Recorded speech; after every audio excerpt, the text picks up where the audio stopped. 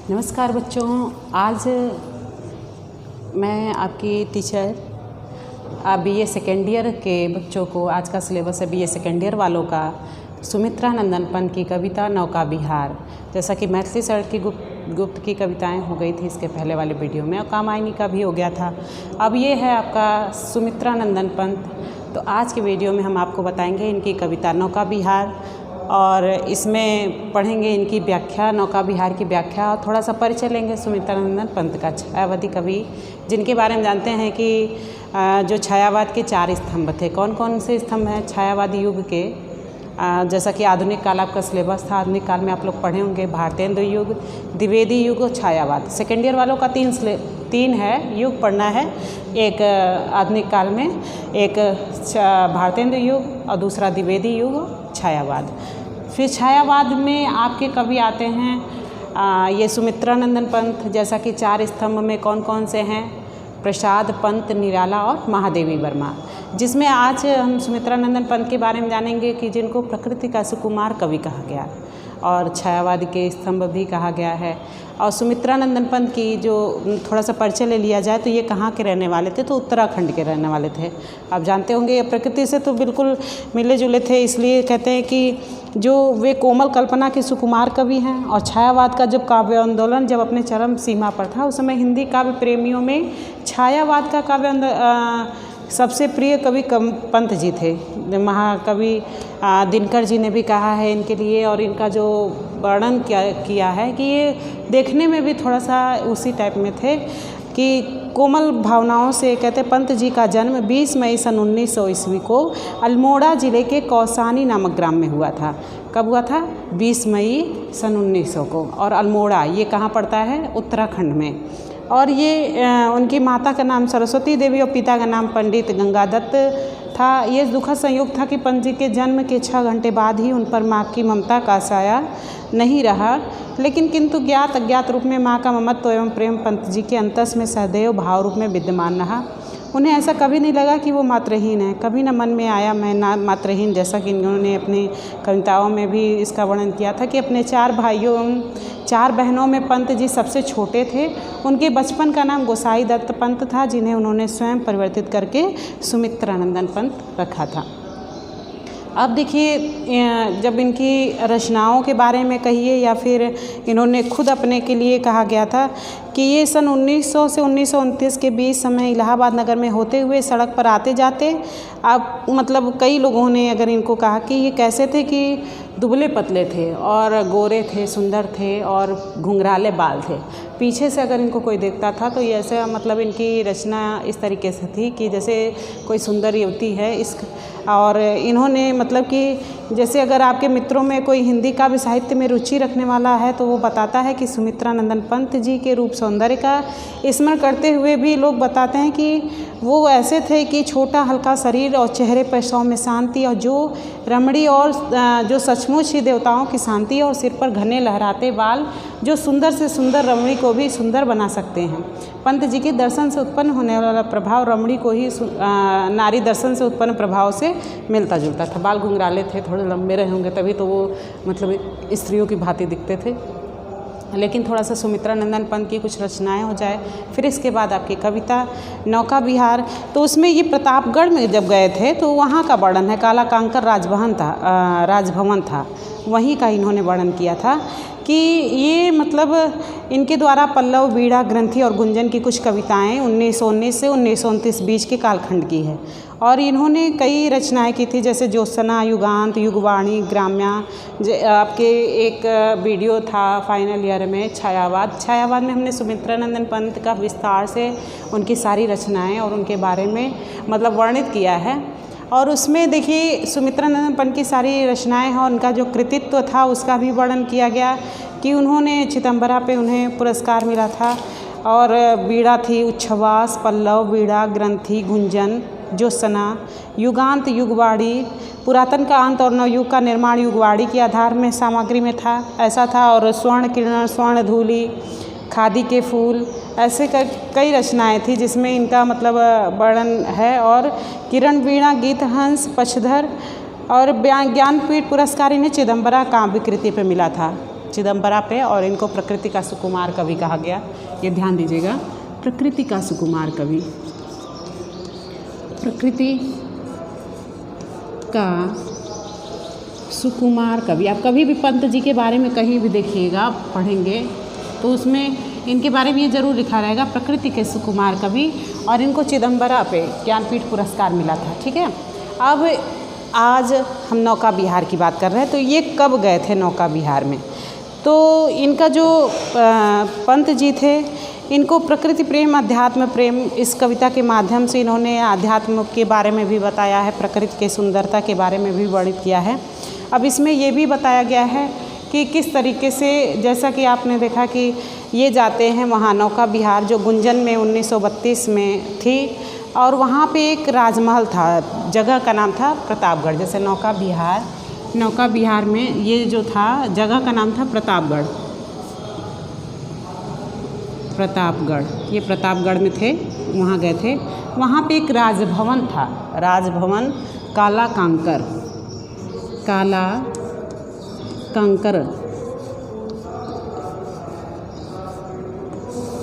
Conquer, वहाँ जो राजमहल था, उनके आसपास ही गंगा नदी बहती थी। वहीं पे जो महल था वो गंगा नदी बहती थी। और यहाँ पे काला कांकर में इन्होंने प्रवास लिया था, पंत जी यहीं पे प्रवास मतलब रुके हुए थे। ठीक है, और यहाँ पे के काला कांकर में गंगा जी बह रही थी, गंगा जिनका इन्होंने इस कविता में वर्णन, उसी का मनोरम चित्रण किया है।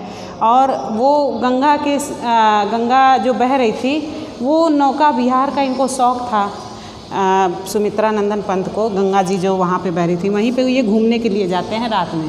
और इनको क्या होता है, नौका विहार मतलब नाव पे घूमने का। ठीक है, नौका विहार का शौक़, विहार का शौक़। थोड़ा सा देखिए इसका परिचय ले लिया जाए तो इसमें क्या है कि जो सुमित्रा नंदन पंत जी हैं, वो प्रतापगढ़ जो उत्तर प्रदेश में है, आपके तो आसपास में आप सुने होंगे, जो नहीं सुने होंगे वो उत्तर प्रदेश में ही है, प्रतापगढ़ प्रदेश। इलाहाबाद के बाद आपके प्रतापगढ़ है साइड में। और ये प्रतापगढ़ जो है, वहाँ पे काला कांकर एक राजभवन था। ठीक है, इसको राजमहल कहेंगे या राजभवन या राजमहल। ठीक है, राजभवन काला कांकर, जहाँ पे वो प्रवास किए थे सुमित्रा नंदन पंत, मतलब रुके हुए थे। और वहीं के आसपास में गंगा नदी बह रही थी, और गंगा नदी में ही रात के समय उनका नौका विहार करने का बहुत शौक़ था। और वही नौका विहार के समय इन्होंने मन में जो कल्पनाएं हुई, मन में जो भी भाव आया, उसको उन्होंने लिखित मतलब कलम द्वारा लिख दिया, और वही आपकी कविता आ गई नौका विहार, जो गुंजन काव्य संग्रह में संकलित है। ये नौका विहार कविता गुंजन काव्य संग्रह में संकलित है। अब इसमें जो कवि है, इसमें क्या बताने चाहते हैं ये कविता में कि प्रकृति के बारे में, कि किस प्रकार प्रकृति इतनी सुंदर है, और उसके इस गुंजन काव्य संग्रह से संग्रहित इस कविता की सृष्टि पंत जी ने 1932 में की थी। जैसा कि काव्य संग्रह है 1932 गुंजन में, तो उसी समय की थी। और उन दिनों कवि पंत का निवास काला कांकर में था। गंगा काला कांकर के बगल में बिल्कुल सटी हुई बहती थी, यहाँ तक कि काला कांकर के राजा प्रसाद का दक्षिणी पश्चिमी भाग खंभों के ऊपर गंगा में ही स्थित है। चांदनी रात में नौका विहार कवि पंत का प्रिय व्यसन रहा है। प्रिय व्यसन मतलब शौक़ रहा है चांदनी रात में। ठीक है, गंगा में। और उसमें कह रहे हैं कि जो ज्योत्सना है, ज्योत्सना उज्ज्वल राति के प्रथम प्रहर में, ग्रीष्म रे मृत्युल, गर्मी में जब चांदनी रात में, गर्मी में चांदनी रात बाहर बड़ी लुभावनी लगती है। जब हम कहीं सैर के लिए जाते हैं तो उस समय का वर्णन है कि जब प्रथम पहर, जब ज्योत्सना उज्ज्वल रात्रि के प्रथम पहर में ग्रीष्म में विरल सहकत सैया पलेटी हुई, धवल दुग्ध जैसी तनवंगी गंगा की शोभा को बिलोक कवि का मन नौका विहार के लिए क्या होता है, ललक उठता है। जब गंगा जी की सौंदर्य को देखकर जो कवि का जो मन है वो लालायित हो जाता है। किसके लिए? नौका विहार के लिए, नौके में सैर करने के लिए। तो वहाँ पे कहते हैं कि और कवि का नाम लेकर गंगा में उतर जाता है और फिर नौका विहार करते समय कवि जो देखता है और अंततः उसे जो अनुभूति होती है उसे वो क्या कर देता है, शब्दबद्ध कर देता है। शब्दबद्ध करके वो मतलब लिख देता है, वही कविता है आपकी। इस कविता में प्रकृति का मानवीकरण है, मतलब मानवीकरण मतलब प्रकृति को मानव की तरह दर्शाया गया है। मानवीकरण अलंकार है जिसमें क्या होता है कि प्रकृति को मानव की तरह दर्शाता है। अब इसमें कवि यही कहते हैं कि जिसमें मानवीकरण है, प्रेम की प्रतीति है और अंत में आत्मा का उद्बोधन है। डॉक्टर दूधनाथ सिंह के अनुसार सारी कविता की संरचना शब्द प्रयोग में गहरी अन्विति और संश्लिष्टता है। ऊपर से लग सकता है कि ये संध्या के समय नौका विहार एक वर्णनात्मक चित्र है। निश्चय ही अपनी चित्रमयता में यह अनुपम है, लेकिन यह प्रकृति वर्णन निश्चल या स्थिर नहीं है। इसमें एक क्षिप्र गति है और रंग और क्रियाशीलता का गहन आकार जो शब्दों के माध्यम से सिर्फ अभिव्यक्त ही नहीं होता, क्रियाशील भी लगता है।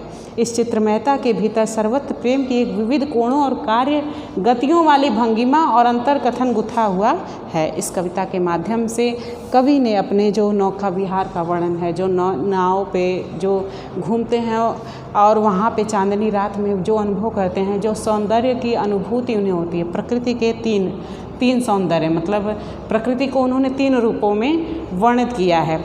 एक रूपों में वर्णन किया है प्रकृति को, तो उन्होंने प्रकृति को कहा है कि 3 रूपों में है। एक प्रेम सौंदर्य, प्रकृति का सौंदर्य चित्रण किया है। सौंदर्य, इस कविता में जो सौंदर्य की अनुभूति बताई है कवि ने, तो इसमें एक पहला दर्शाया है प्रेम, ठीक है, प्रकृति में प्रेम दिखाया है, जिसमें उन्होंने कि किस प्रकार से मतलब कैसा प्रेम है। फिर इसमें प्रकृति का मानवीकरण, इसमें प्रकृति का मानवीकरण, प्रकृति का मानवीकरण, प्रकृति का मानवीकरण और फिर है आत्म उद्बोधन, आत्म उद्बोधन, आत्म उद्बोधन, ठीक है। सौंदर्य का इन्होंने 3 रूप दिखाए, प्रेम और प्रकृति का आत्मान्वीकरण, जो प्रकृति का रूप दिखाया, जैसे कि आपने गंगा जी का रूप दिखाएंगे तो गंगा एक नदी के रूप में नहीं बल्कि एक मानवीयता, मतलब एक स्त्री के रूप में, एक रमणी के रूप में उन्होंने उसका मतलब सौंदर्य दर्शाया है। और आत्म उद्बोधन जो अपने अंदर की अनुभूति के द्वारा सौंदर्य का जो परिचय है वो इसमें सुमित्रा नंदन पंत ने इस कविता में दर्शाया है। जैसा कि अब है तो नौका विहार की जो व्याख्या है उसको समझाया जाएगा। देखिए इसके बाद है कविता का भाग, व्याख्या भाग है कि क्या है कि कविता शांत स्निग्ध ज्योत्सना उज्ज्वल, अपलक अनंत नीरव भूतल, सैकत सैया पर दुग्ध धवल, तनवंगी गंगा ग्रीष्म विरल, लेटी है श्रांत क्लांत निश्चल, तापस बाला गंगा निर्मल, ससिमुख से दीपित मृदु करतल, लहरे उर पर कोमल कुंतल। देखिए इसमें सुमित्रा नंदन पंत ने प्रकृति का ऐसा सौंदर्य वर्णन किया है कि एक तनवंगी मतलब एक बाला, एक मतलब रमणी के भांति उसकी मानवीकरण करा है कि तापस बाला।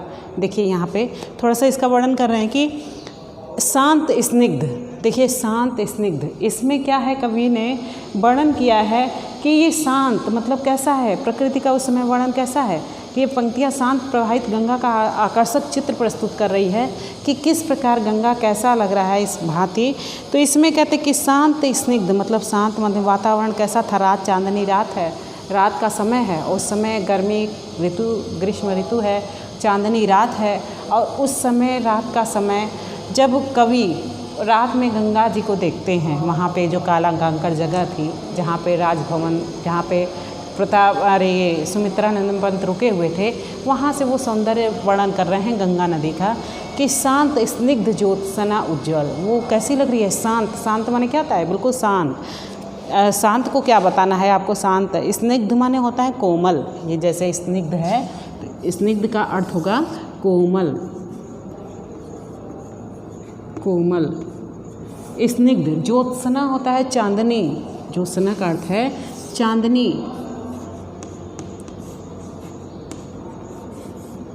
चांदनी। उज्ज्वल माने उजाला, मतलब उजाला माने सफ़ेद, ठीक है। शांत स्निग्ध ज्योत्सना उज्ज्वल अपलक अनंत नीरव भूतल। अपलक मतलब जो बिना पलक झुकाए हुए देख रही हो, ठीक है। अपलक माने होता है बिना पलक के गिराए हुए, अपलक कहते हैं ना, अपलक मतलब एकटक हमको देखना, बिना पलक झुकाए हुए, बिना पलक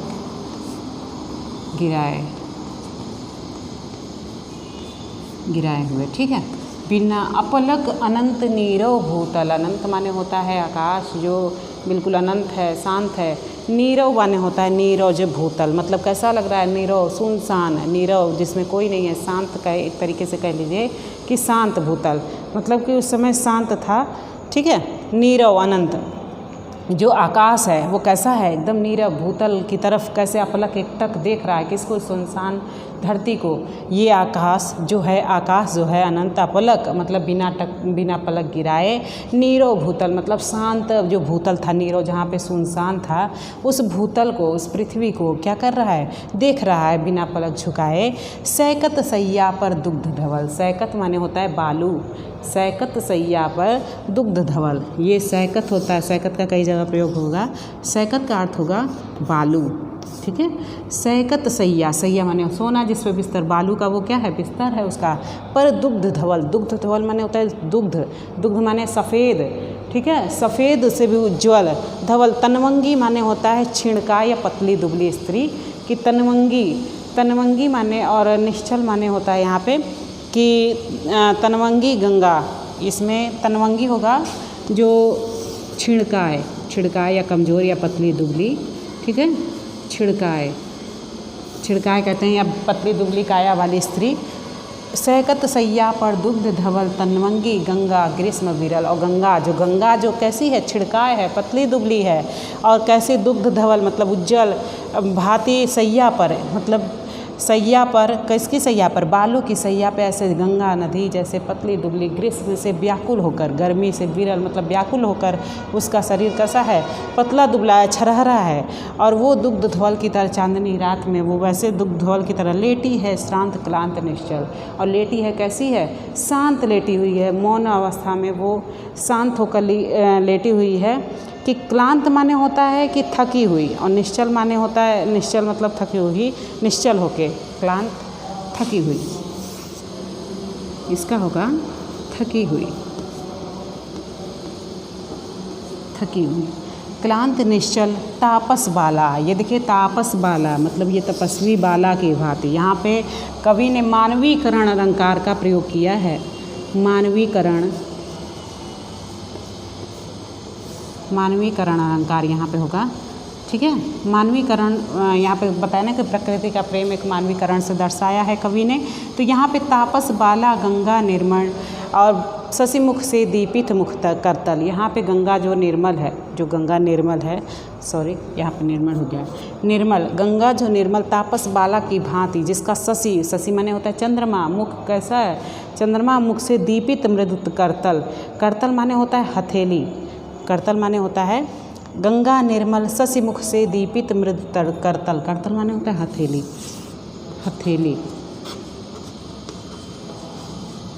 देखिए अब इस कविता में यही है, लहरे उर पर कोमल कुंतल। लहरें जो है उर पे, हृदय पे, ऐसे कोमल, और कुंतल के लिए कहा जाता है बाल, केस, बाल कहिए या केस कहिए, ठीक है। अब यहाँ पे देखिए पूरा संदर्भ की व्याख्या किस तरीके से करेंगे। तो शांत स्निग्ध, यहाँ पे कवि ने गंगा के सौंदर्य का वर्णन किया है कि इस समय शांत प्रवाहित गंगा का आकर्षक रूप चित्रण प्रस्तुत किया, जैसे मानवीकरण से तापस बाला, तपस्वी बाला की भांति। जैसे उसमें कहते हैं कि रात्रि की बेला में चारों तरफ क्या है, शांति छाई हुई है, शांत स्निग्ध ज्योत्सना उज्जवल, चांदनी रात में चारों तरफ शांति छाई हुई है, और चारों स्नेहमयी शांत सफ़ेद चांदनी फैली हुई है, चारों तरफ शांत सफ़ेद चांदनी फैली हुई है। चांदनी रात में आप देखते हैं ना कैसा लगता है, चारों तरफ जैसे उजाला एक प्रकाशमान है, उसमें लाइट नहीं जलती है, लेकिन उस चांदनी रात का जो प्रकाश है वो चारों तरफ कैसा अपनी चांदनी बिखेर रहा है।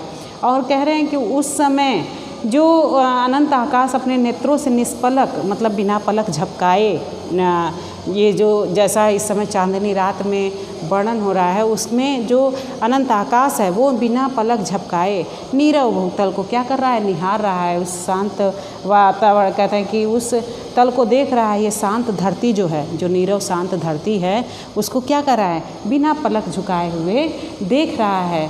और बिखरी हुई बालू की स्वप्न सैया पर ये क्या करती है कि यहाँ पे जो बिखरी हुई बालू है उसकी स्वप्न सैया में, ये सहकत सैया पर दुग्ध धवल, सहकत सैया मतलब बालू की सैया पर, जैसे गंगा नदी के नीचे बालू रहता है ना, तो वो ऐसा वर्णित हो रहा है कि जैसे वो उसकी क्या है, सैया है। वो बालू सहकत क्या है, उसकी सैया है। और जिस पर दुग्ध धवल और तनवंगी गंगा, जो दुग्ध धवल मतलब उजली सी जो दूध के समान सफ़ेद रंग वाली, दुग्ध धवल मतलब दूध के भांति सफ़ेद रंग वाली, तनवंगी माने होती है छिड़काए, वो पतली दुबली गंगा, वैसे लग रहा है कि गंगा दिन भर के प्रवाह से थक कर एक सैया पर दूध के समान रंग वाली गंगा जो है कैसी लग रही है, दिन भर के प्रवाह से थक कर तपस्विनी बाला के समान लेटी हुई है। कहते हैं कि ये यहाँ पे धवल मतलब दुग्ध धवल मतलब दूध की भांति उज्ज्वल तनवंगी माने छिड़काए पतली दुबली गंगा, जो ग्रीष्म विरल मतलब गर्मी से व्याकुल होकर या थकी लेटी है, श्रांत क्लांत निश्चल, वो लेटी हुई है जैसे लग रहा है, वो क्लांत मतलब थकी हुई है।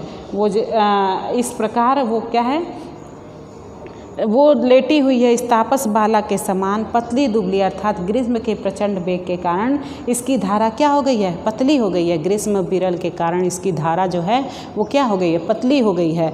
लेटी है श्रांत क्लांत थकी हो, और वो लेटी हुई है और इसको तपस्विनी इस गंगा दिन भर के प्रभाव से थक कर, जैसे थकी हुई एक तपस्विनी बालिका के समान क्या है, लेटी है। यह तापस बाला के समान मतलब पतली दुबली, अर्थात ग्रीष्म के प्रचंड वेग के कारण इसकी धारा क्या हो गई है, पतली हो गई है। तापस बाला गंगा निर्मल शशिमुख से दीपित मृदु करतल, इसमें कह रहे हैं कि तापस बाला जल में उठने वाली लहरों पर जो चंद्र का प्रतिबिंब ऐसा लगता है मानो वह तापस बाला गंगा अपनी हथेली पर अपना चंद्र मुख रख के लेटी हुई है, ऐसे लग रहा है। तापस बाला गंगा निर्मल ऐसी लग रही है कि शशि मुख, चंद्रमा का जो मुख है, चंद्रमा की भांति उसका जो मुख है वो अपने करतल मतलब ये होता है हथेली, ये हथेली होती है। ऐसे लग रहा है कि वो सुंदर नायिका, वो तपस्विनी बालिका कौन, गंगा अपने हथेली पे, ये हथेली है उस पर अपना शशि मुख मतलब चंद्रमा की भांति अपने मुख को रख कर क्या हुई है, लेटी हुई है। लहरें उर पर कोमल कुंतल बाल, और लहरें जो हैं कहते हैं कि जो लहर है, जो चंद्रमुख छोटी छोटी लहरें ऐसी लग रही है मानो उसके बच पर केस लहरा रहे हैं। ऐसे उसकी लहरें जो गंगा नदी में जब देखते हैं ना लहरें जब बहती हैं तो उस समय ये लग रहा है कि वो लहरें ऐसे हैं जैसे उसके हृदय पे उसके बाल लहरा रहे हों, इस भांति प्रतीत हो रहा है। यहाँ पे कवि ने देखिए यही वर्णन किया है कि किस प्रकार एक सुंदरी मतलब ये गंगा की सौंदर्य का वर्णन किया है कि वो मानवी का तापस वाला एक तपस्विनी बाला की तरह वो शांत स्निग्ध ज्योत्सना उज्जवल, शांत स्निग्ध मतलब ये शांत और कोमलता से चांदनी रात उज्जवल, चांदनी रात का समय है और वो समय कैसा है, शांत है। चारों तरफ जब रात होती है,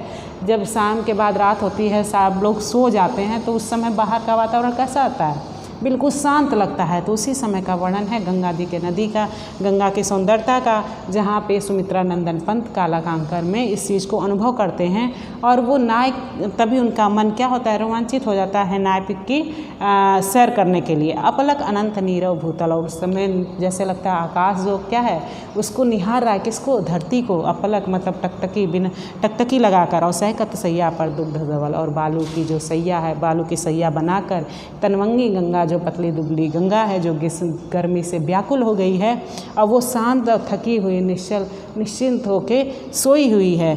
और तापस बाला गंगा निर्मल, और तपस्वी बाला वो गंगा नदी इतनी निर्मल है जैसे तपस्विनी बाला, ठीक है, सन्यासिनी बाला जो होती है तपस्विनी बाला के समान वो निर्मल है।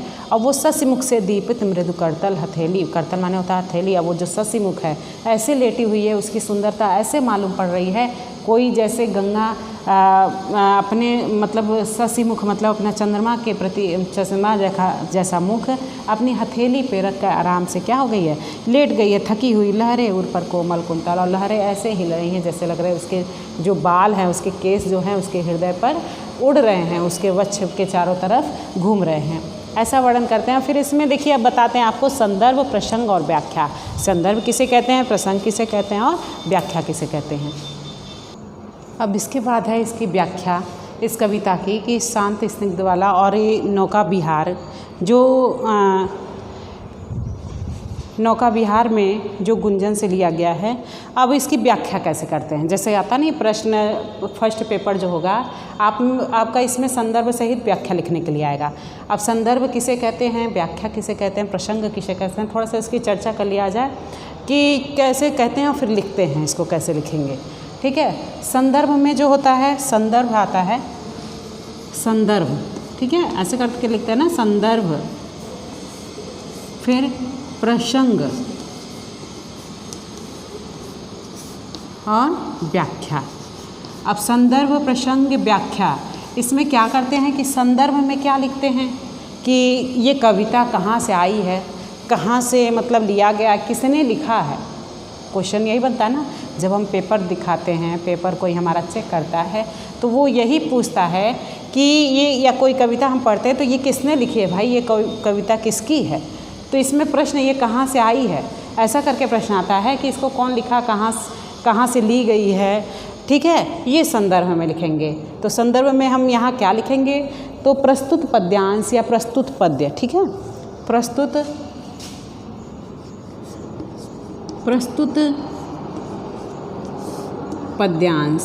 पद्यांश लिखिए या पद्यखंड लिखिए। ठीक है, या प्रस्तुत कविता लिखिए। प्रस्तुत पद्यांश किसके द्वारा रचित है, तो सुमित्रानंदन पंत को क्या कहते हैं कि प्रस्तुत पद्यांत प्रकृति के सुकुमार कवि।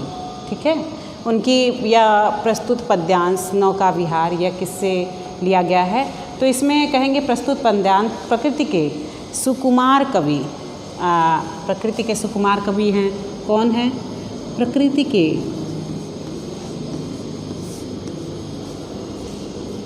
सुकुमार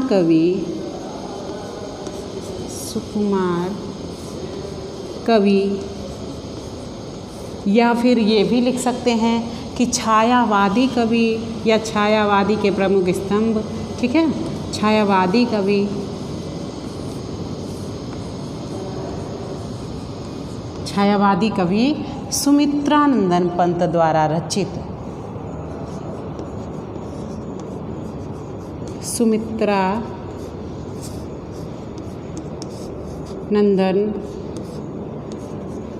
पंत द्वारा रचित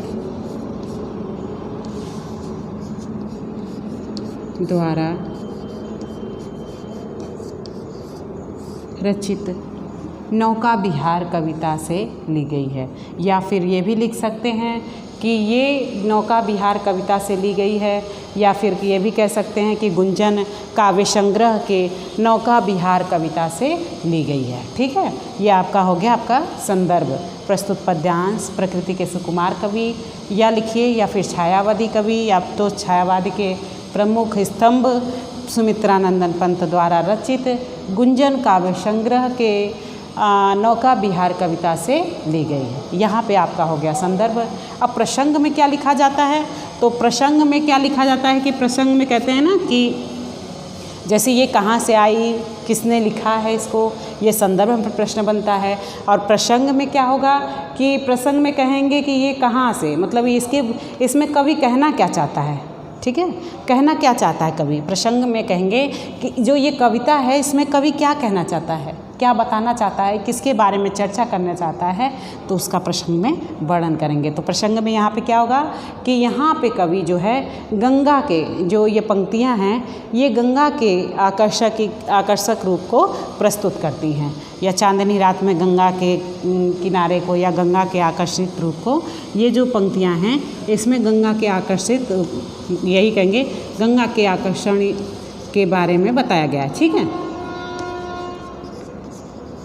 कवि आगे यही लिखेंगे कि कवि इसमें गंगा के आकर्षण के बारे में बताना चाहता है। ठीक, प्रसंग में यही होता है। जैसे संदर्भ में हो गया कि किसने लिखा, ये कहाँ से आई है कविता, किसने मतलब किसके द्वारा रचित है, इसको संदर्भ में लिखते हैं। प्रसंग में लिखते हैं कि कवि इसमें किसके बारे में चर्चा कर रहा है, कवि बताना क्या चाहता है, उसका वर्णन इसमें करेंगे प्रसंग में। अब व्याख्या क्या होती है, जैसे कहते हैं व्याख्या क्या होती है, तो जैसे हमने कभी कोई कविता इस कविता को हमने कभी सुना ही नहीं हो या देखा ही नहीं हो या ना जानते ही ना हो, जैसे इस कविता को हमने पढ़ा, अगर कभी सुने नहीं हैं या फिर इसके बारे में कभी पढ़े नहीं हैं तो ये हमारे बिल्कुल समझ में नहीं आएगी कि इसका अर्थ क्या होगा। तो व्याख्या क्या होता है, जिसको नहीं मालूम है उसको भी बताना, मतलब उसको व्याख्यायित रूप से उसके भाषा के रूप में मतलब उसको बताना ही क्या कहलाता है, व्याख्या कहलाता है। जैसे सामने जो नहीं जानता है उसको भी उस कविता के बारे में अर्थपूर्ण उसके व्यवहारिक रूप में या फिर उसकी भाषा में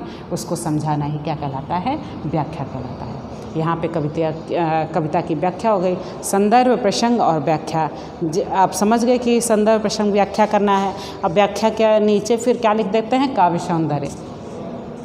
काव्य सौंदर्य में क्या होता है कि काव्य सौंदर्य में होता है कि कवि ने इसमें किस अलंकार का वर्णन किया है, कवि ने इसमें किसके सौंदर्य का वर्णन किया है, इसमें क्या बताया गया है, आखिर में कहना कवि क्या चाहता है, उसके भाव क्या हैं, तो वो काव्य सौंदर्य में लिख जाएंगे। ठीक है, इसमें कौन सा रस है, कौन सा अलंकार है, ऐसा करके लास्ट वाली लाइन डाल देते हैं काव्य सौंदर्य।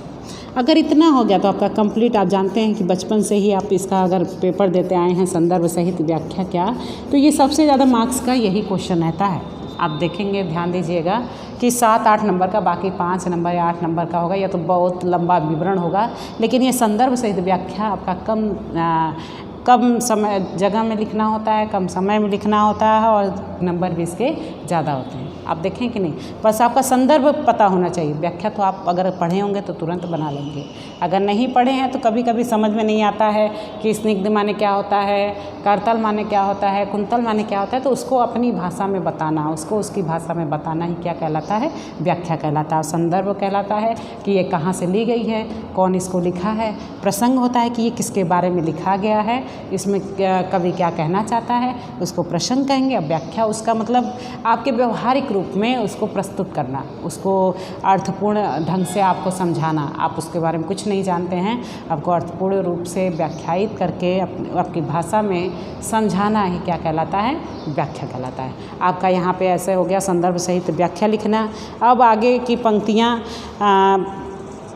पंक्तियाँ दूसरे वीडियो में होगा, ठीक है।